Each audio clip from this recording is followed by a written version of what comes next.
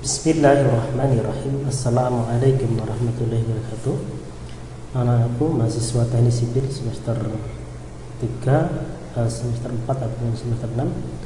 Pada mata kuliah kali ini kita akan membahas tentang mata kuliah planologi.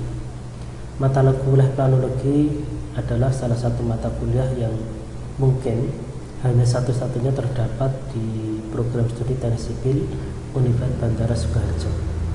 Baiklah, kenapa kita harus mempelajari planologi? Pada dasarnya mahasiswa program studi teknik sipil memiliki kecakapan atau kecukupan dalam soal perencanaan, ya, khususnya perencanaan yang bersifat mikro.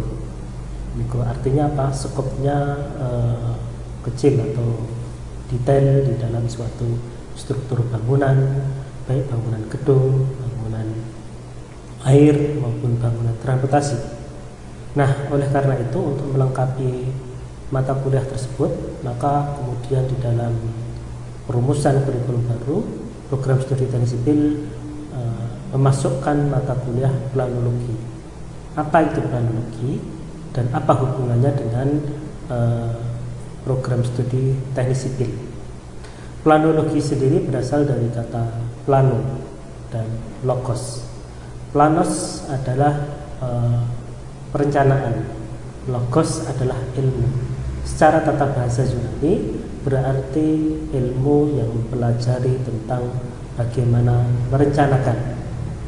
Nah, skop dari perencanaan sebenarnya dibagi menjadi dua, yakni ada perencanaan makro dan perencanaan yang bersifat mikro. Makro artinya menyeluruh besar dalam tata ruang yang besar, sedangkan mikro berarti kecil. Jadi seorang perencana merencanakan dalam tata ruang yang skop lebih kecil. Sebagai contoh, membangun sebuah bangunan struktur rumah tempat tinggal, ada ruang tamu, ada ruang keluarga, ruang tidur, dapur dan sebagainya. Itu perlu kita dalam mempelajari bagaimana soal penataan ruangnya. Nah, akan tetapi di dalam ilmu planologi mengatur tata ruang yang lebih besar. Jadi tata ruang yang bersifat makro atau luas.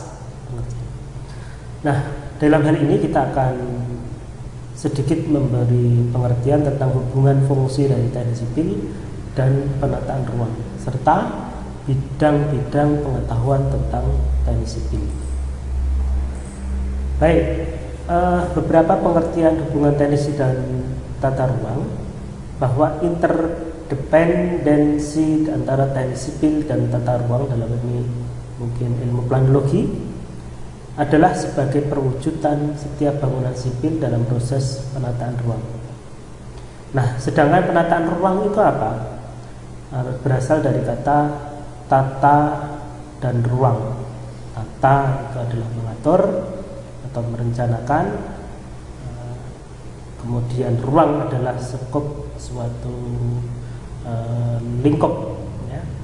Jadi penataan ruang adalah sebuah proses perencanaan tata ruang, pemanfaatan ruang, pengendalian, pemanfaatan ruang tersebut, ya.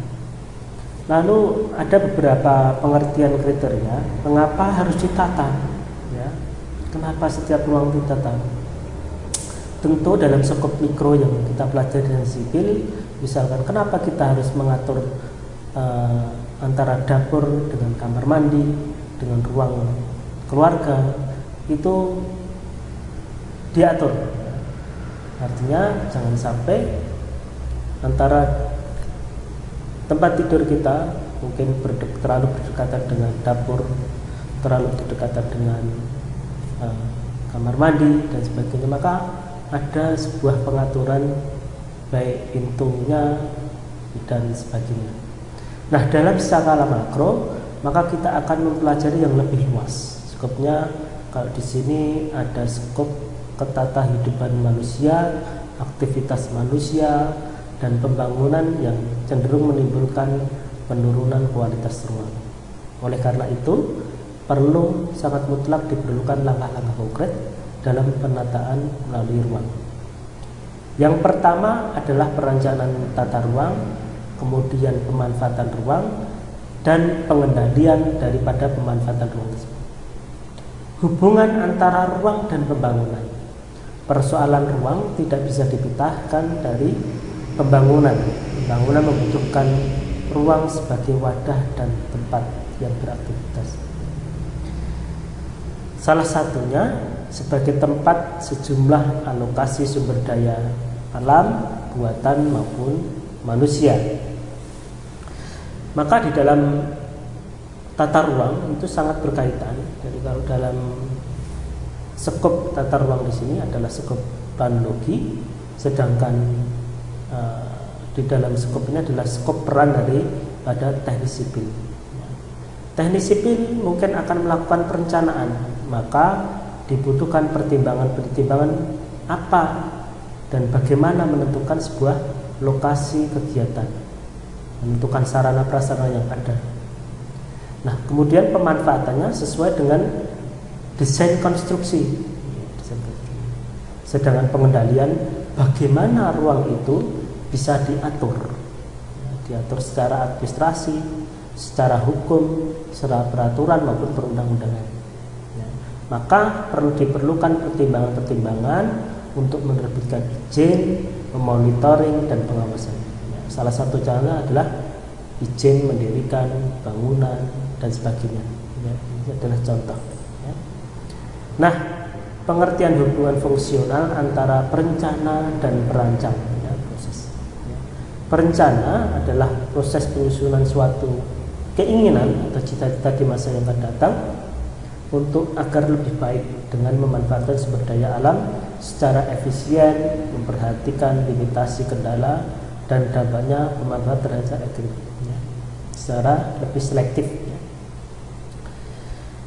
Kemudian perencanaan atau perancangan adalah desain proses penyusunan suatu wujud keinginan cita-cita di masa yang datang merupakan jabaran dari secara rinci. Kita ada lihat DED, desain, engineering, detail, dan perhitungan-perhitungan yang biasa kita lakukan. Pemanfaatan ruang dan pembangunan dan konstruksi. Pemanfaatan ruang adalah rangkaian kegiatan pelaksanaan pembangunan yang memanfaatkan ruang menurut jangka waktu yang ditetapkan dalam tata ruang. Sedangkan pembangunan yang biasa kita lakukan atau konstruksi adalah rangkaian proses pendirian bangunan atas dasar rancangan dan desain. Jadi itu adalah hubungannya. Pengendalian pemanfaatan ruang secara administrasi, diantaranya adalah insentif dan disinsentif. Apa itu? Ada pembiayaan, program tahapan, dan sebagainya, administrasi, pembangun konstruksi, monitoring dan pengawasan. Kembali pada saat insentif dan disinsentif. Dalam perencanaan makro kita terkadang dihadapkan pada persoalan keterbatasan suatu ruang.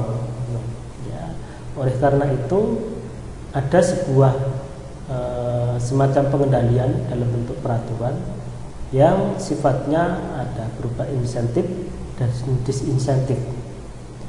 Insentif adalah semacam kemudahan-kemudahan, kemudahan-kemudahan. Contoh ketika kita pengen membangun rumah di luar Jawa atau taruhlah program-program yang diberikan pemerintah, ada program transmigrasi, maka ada semacam insentif atau semacam kemudahan atau fasilitas yang diberikan pemerintah kepada masyarakat dalam ini atau warga negara yang apabila transmigrasi akan disediakan sebuah ruang lahan yang cukup untuk kehidupannya. Sedangkan disinsentif apabila seorang user atau warga negara yang ingin memanfaatkan suatu lahan di lokasi yang memang memiliki keterbatasan, maka diperlukan perizinan yang ketat. Boleh dikatakan kadang cukup mahal untuk mendapatkan perizinan tersebut. Nah, itu adalah salah satu contoh pengendalian daripada pemanfaatan ruang dengan cara insentif dan disinsentif. Kemudian ada pembiayaan, ada program tahapan dan sebagainya. Baik, ini adalah sedikit pengantar daripada mata kuliah planologi kita. Kesimpulannya bahwa peran teknik sipil sangat dibutuhkan dalam seluruh proses penataan ruang. Oleh karena itu mata kuliah planologi sangatlah penting untuk kita pelajari, ya, meskipun hanya 2 SKS, tetapi ini sangat akan memberikan dampak bagi kita untuk pemahaman keilmuan secara makro pada saat kita. Baiklah anak-anakku, terima kasih atas perhatiannya. Wabillahi taufiq. Wassalamualaikum warahmatullahi wabarakatuh.